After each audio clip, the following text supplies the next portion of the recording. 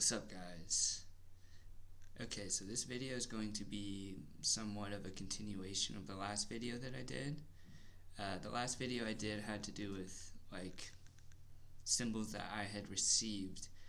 I said that I had received from the universe, and it was a series of circles. If you haven't seen the video, go back and watch it. But like I said, this is somewhat of a continuation because I have new symbols that I want to talk about that I jotted down. I have a series of three sets of new symbols, so I'll do a little 3-set series probably, connecting them all together, but this will be the first one that I got, and this is what it looks like. Oops, dropping all my notes.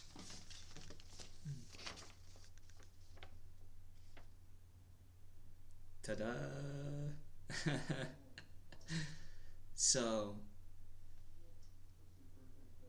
the idea, I guess, is that on this side, there's always 3, and then this one progresses from 1, 2, 3, and then on all of them, there's this connection. There's the 3 going to 1, the 1 going to 3, 3 going to 2, 2 going to 3, 3 going to 3, and then 3 going to 3.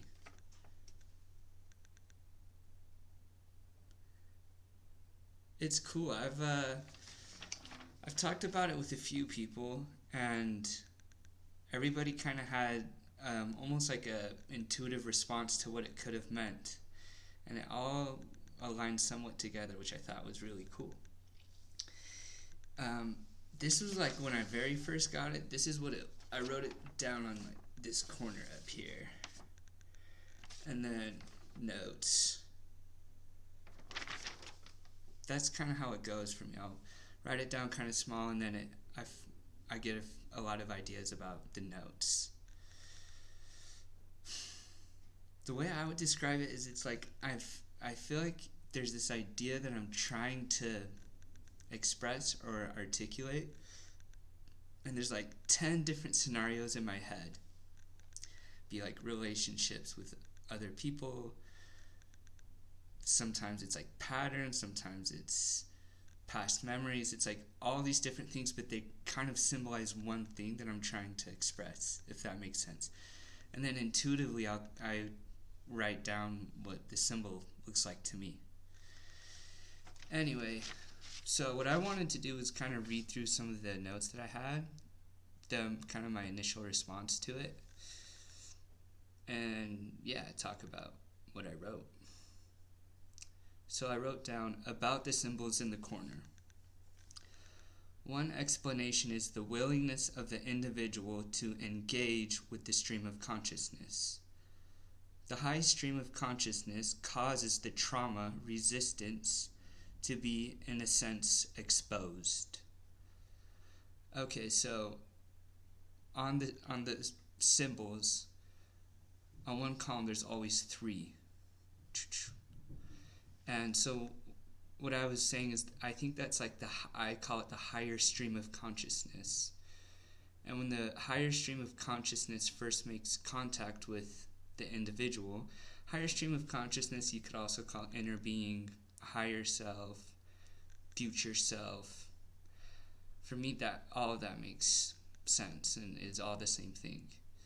But when you first make contact with that stream of consciousness, the reaction, both physiological and biologically as well as psychologically, is a traumatic response, a fight or flight response, and thoughts that are causing the fight or flight to happen.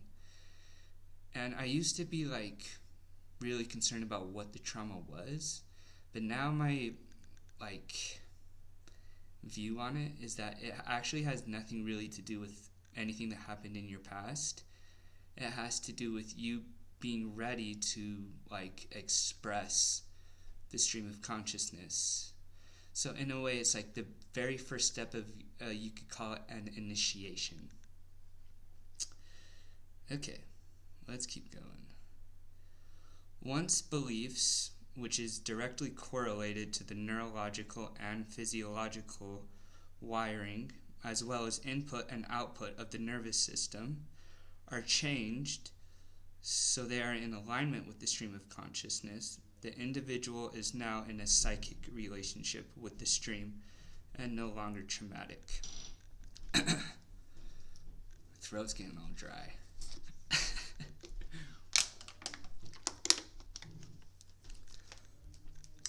Okay, so what I think about that is, I think your beliefs are directly tied to the neurology, both of your nervous system and like the anatomy of your brain.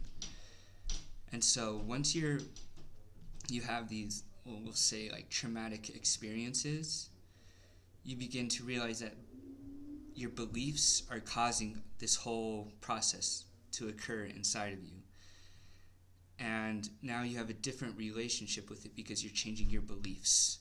So once your beliefs change, the same stream of consciousness now has a different relationship with you. It's no longer traumatic, it's psychic. And I say psychic because you realize that, like when you change your beliefs, that life is way bigger and way more, you could say, mystical or even magical than you ever expected. And it does feel like, in a sense, psychic. You do kind of feel like you are intuitively picking up on stuff that, let's say, you didn't before. Okay, let's keep going. As surrender to the stream of consciousness occurs and becomes the permanent... Oh wait, hold on, I skipped a whole line. Let's restart. As surrender to the stream of consciousness continues, eventually a feeling of oneness and wholeness occurs and becomes the permanent state of consciousness. Yeah, so that would be the last one, 3 to 3. Now it doesn't feel so psychic anymore. It feels like a oneness and wholeness and completeness.